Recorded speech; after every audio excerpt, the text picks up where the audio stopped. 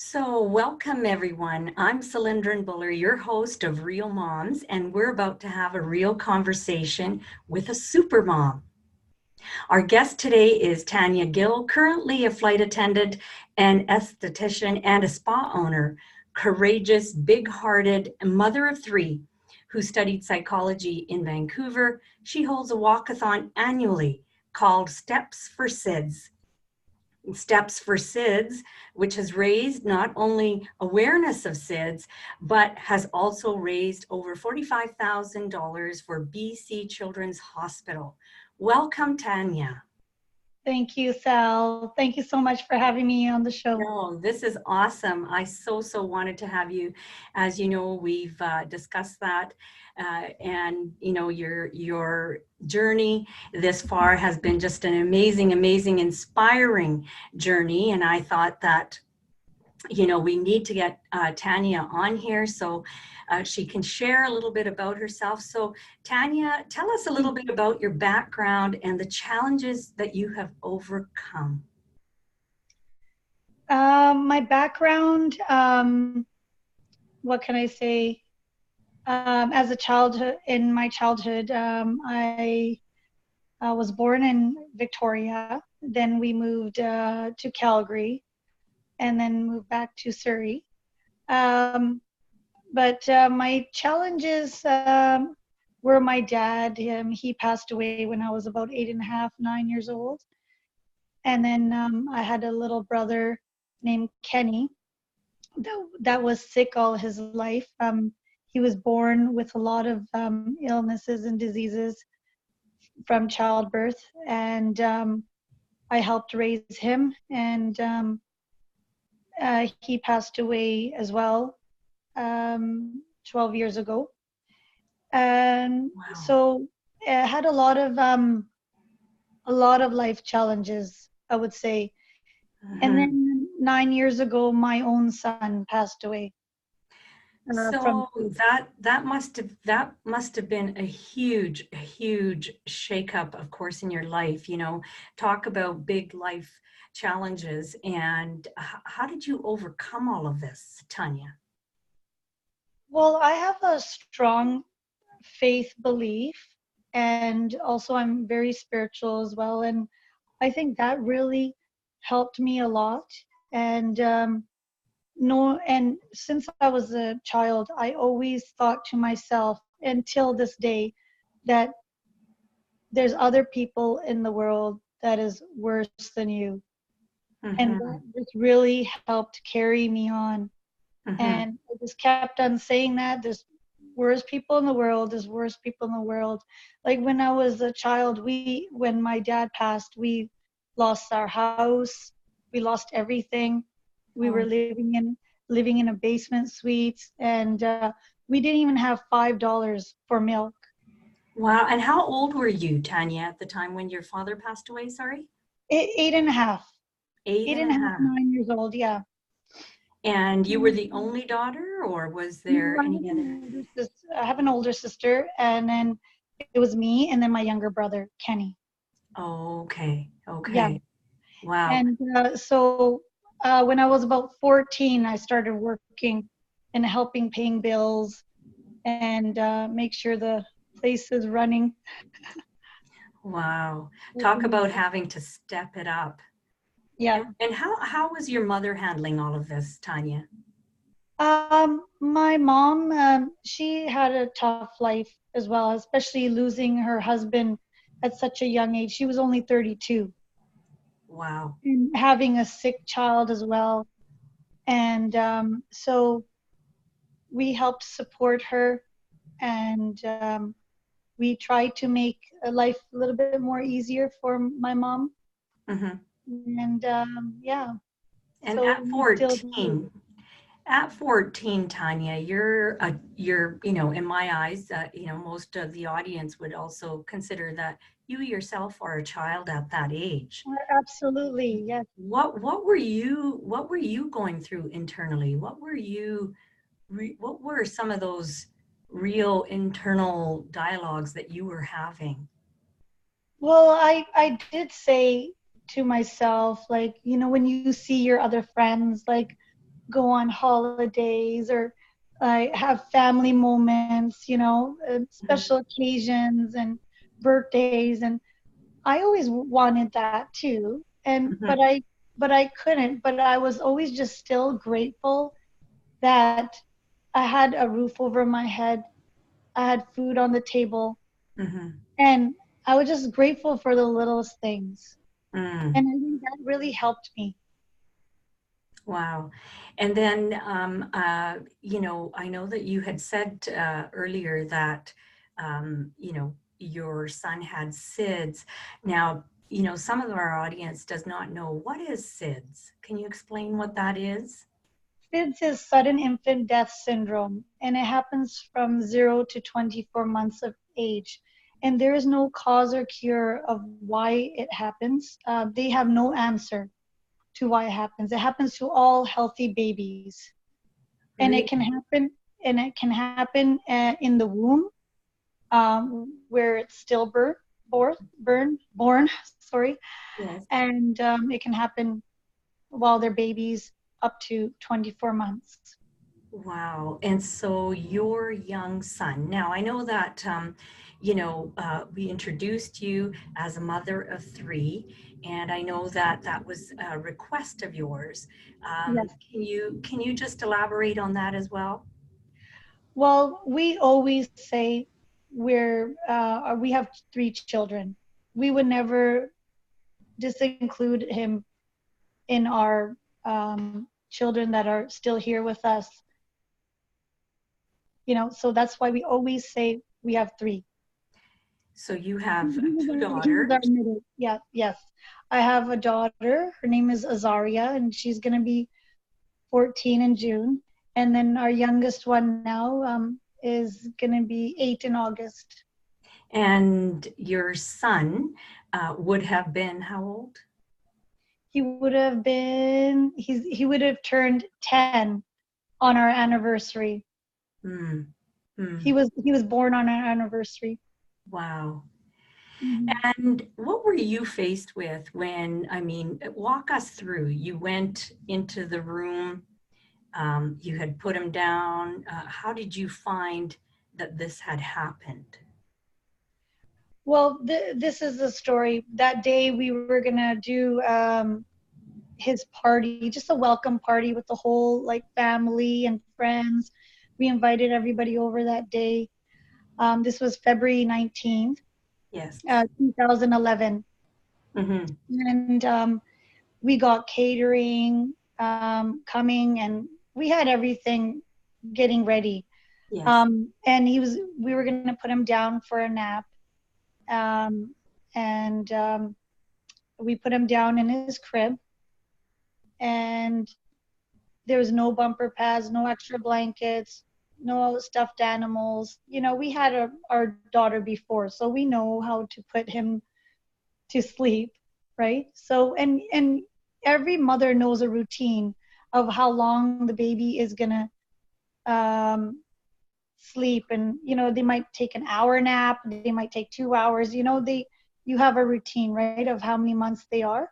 Yes. And so I knew at that time he was only going to take about an hour and 15 minutes nap. Mm-hmm. And I had to go and pick up my mom from Abbotsford Airport, and Robbie, my husband, he was here at home, and he's like, you know what, just leave him here, let him rest, because everybody's going to be picking him up, at nighttime, and then he's going to get so tired. And so the monitor was on, everything was quiet at home, and Robbie was home with him, and I was confident that Robbie's fine with him, and I took Azaria with me, and I had this weird sensation inside, like a motherly sensation, and I felt this thing, little bit of anxiety inside. I'm like, something's weird. I'm feeling weird, and I went into the room and I checked up on him, and he was totally fine. And I said, should I take him? Should I not take him? Like I had this weird, Motherly intuition. Yes. yes, yes. And then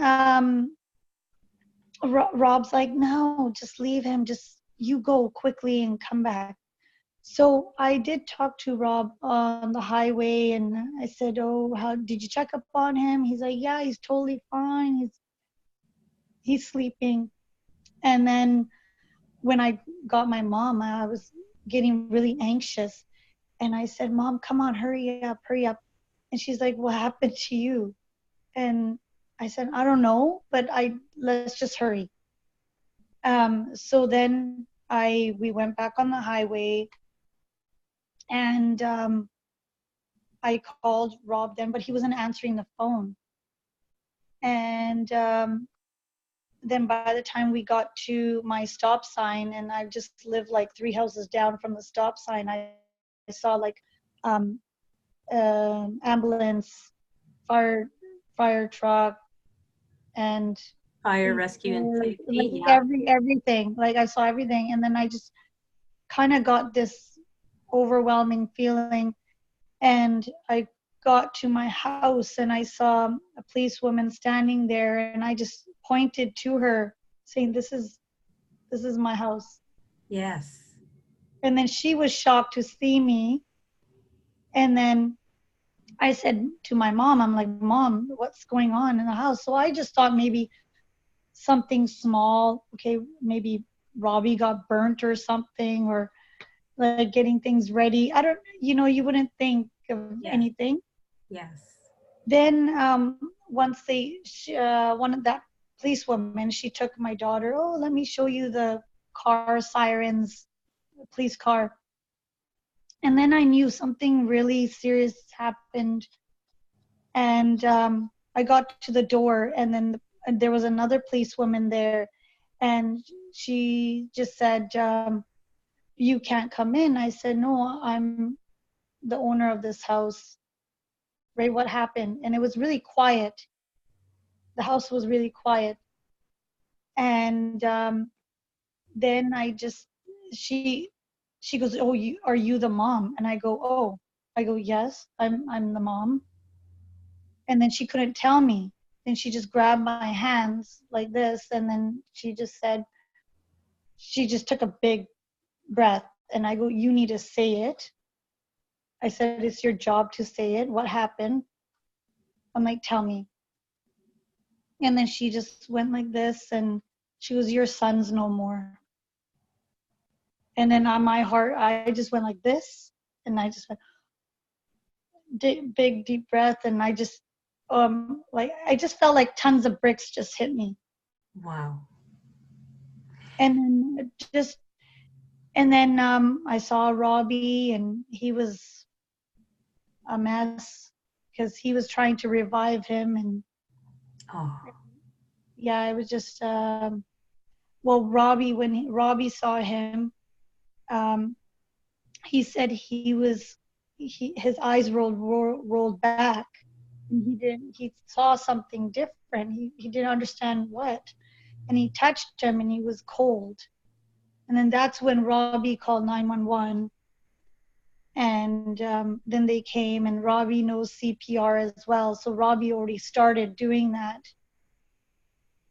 And but yeah, he was already long gone even before Robbie tried.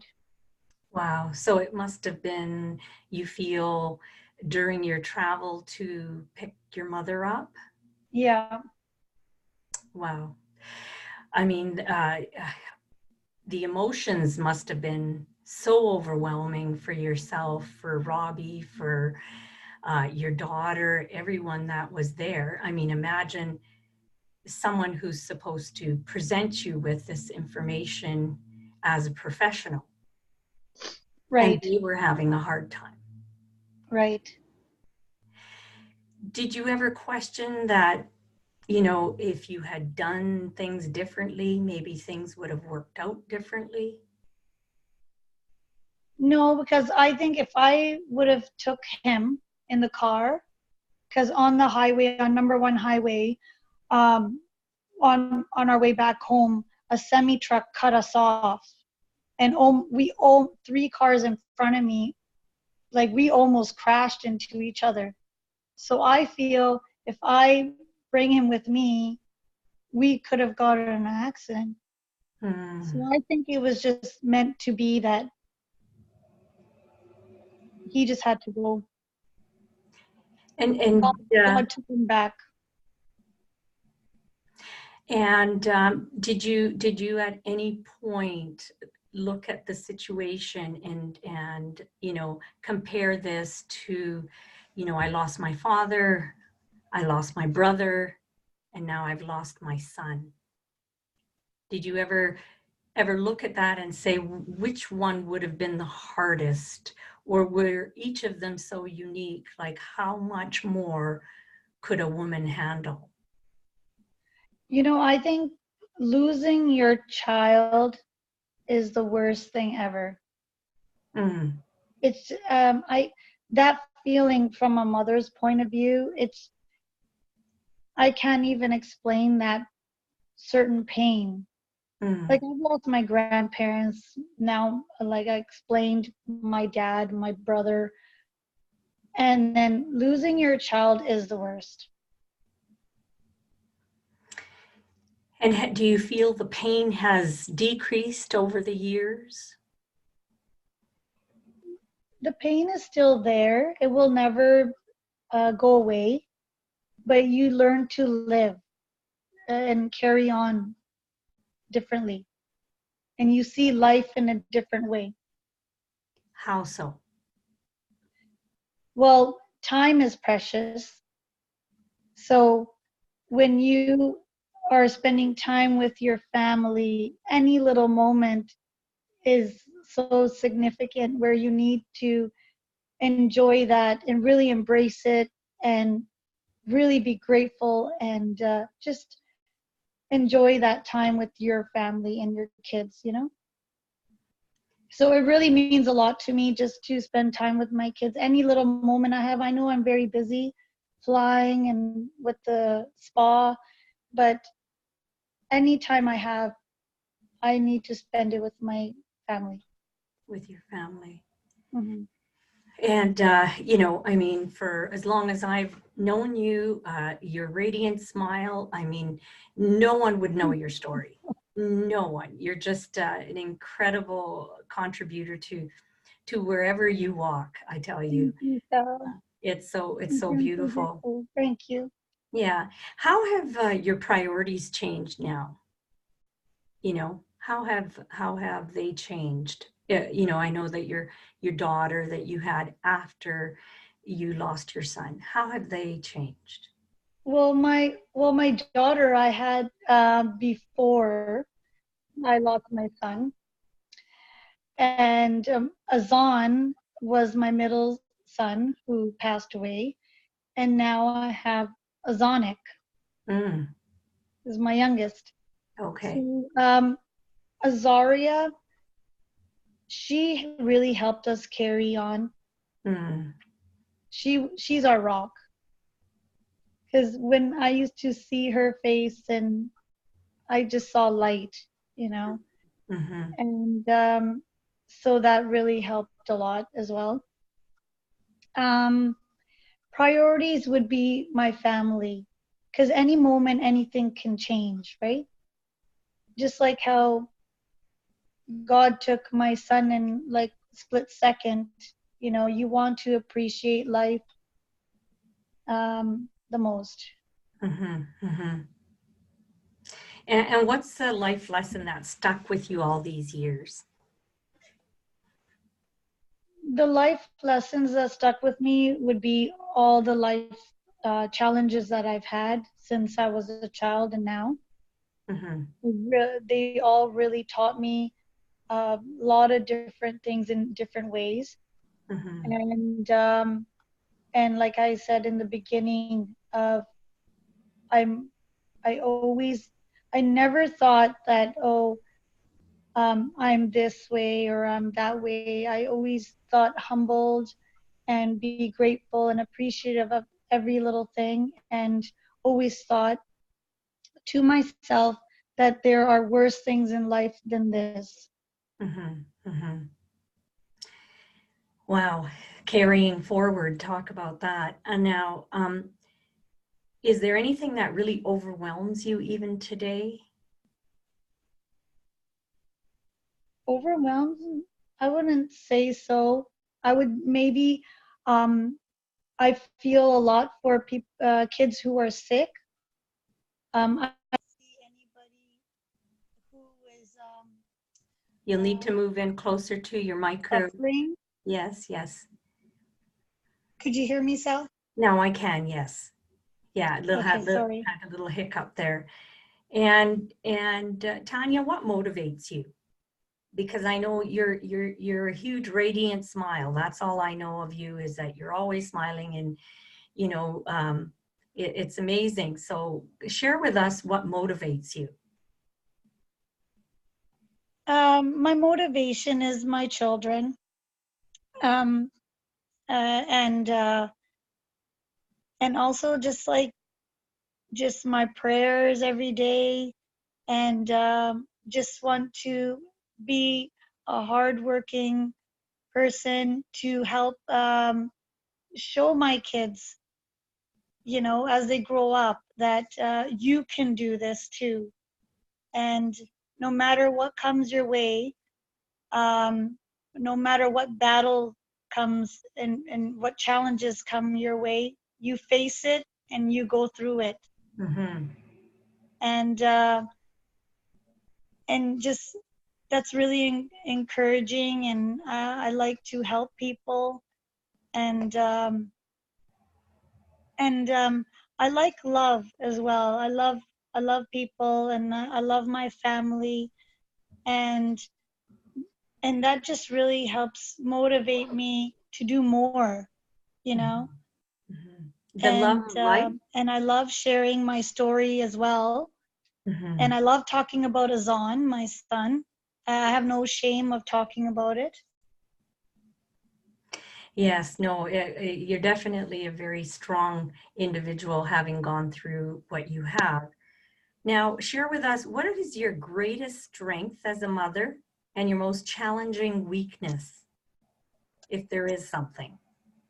Um, my greatest strength would be that any life challenges that I've had, I've faced them all and I went through it, and anything that will come out my way, I will handle it. Mm-hmm. I And don't your know most, how I do it, but I just do it. yeah, it's that life force that keeps you going, which is beautiful, and it's contagious. And I think that that's awesome. And so, and your most challenging weakness, is there one? My weakness would be seeing people suffer, because I like to help them. I wish I could like help everybody that I come across who is suffering, or children who are suffering because of my experience with Kenny in the hospital, and then having Azan pass away. And um, my heart just goes out to them. Um, but yeah, I would say that. Now, you hold a walkathon annually, Steps for SIDS. Yes. Tell us a little bit about that. Share that with us. Well, Steps for SIDS, we created this charity. So all the proceeds go to the pathology research clinic at BC Children's Hospital, and to help find funds, to get funds to help find a cure. Mhm. And there is no cure for SIDS. And we want to create that awareness for people, and get people to help share their stories and not be ashamed of it, because a lot of, especially in our community, they think it's your fault that that's why your children die, Oh, just yes. without any reason. Oh, my goodness. Yeah, That's the first I've heard that, but I'm sure it exists if you say it exists. yeah. Like we've had a lot of people say to us as well, like, what did you do wrong? Mm. So, then that's why it's important to us to share with everyone that it's not anybody's fault, and that we can find an answer for this. It is sad that even in the United States and even in Canada, there is no cure, and they're still doing research on it. And so that's why we're trying to do this so we can get the community together. And the walkathon we try to do every year. And when is And this year it's going to be August 22nd at North Surrey Secondary School. okay? And that's off of 160th and 96th Avenue. And also, anybody can give us a call. My number is 604-807-7013. Okay. For the walkathon, you can call Rob, my husband, 604-377-8442. Wonderful. And is there any other way that the audience, if there is anyone that has any questions, if they would like to contact you? Absolutely. They can call me anytime. Any questions or any support even. I'd love to help. There's going to be lots of fun activities there as well, like bouncy castle, face painting, balloon tying, lots of great food, entertainment, and lots of raffles. And just would love to get everybody to come together and help spread this word, Yes, because and we all have families, we yes, all have children that we know of or have. So uh, we should do this and get this done, yes, get this cure. exactly. Exactly. It's all about coming together. No one is alone. There is always someone out there that you can reach to, turn to. Um, well, it's been a pleasure speaking with you, Tanya. I can't thank you enough. You've educated myself. You've given an incredible, incredible story that many mothers out there hopefully can reach out to, learn from, and support you and Rob in this wonderful Thank you. Steps for SIDS cause that you have, that obviously needs many, many people to step up and support. Um, and so thank you so much. And hopefully we'll have you back again, Tanya. And I wish you the very best. I'm Cylindrin Buller, and you've Thank just you, heard Sal. from Tanya on Real Moms. Thank you so Thank you so much. much.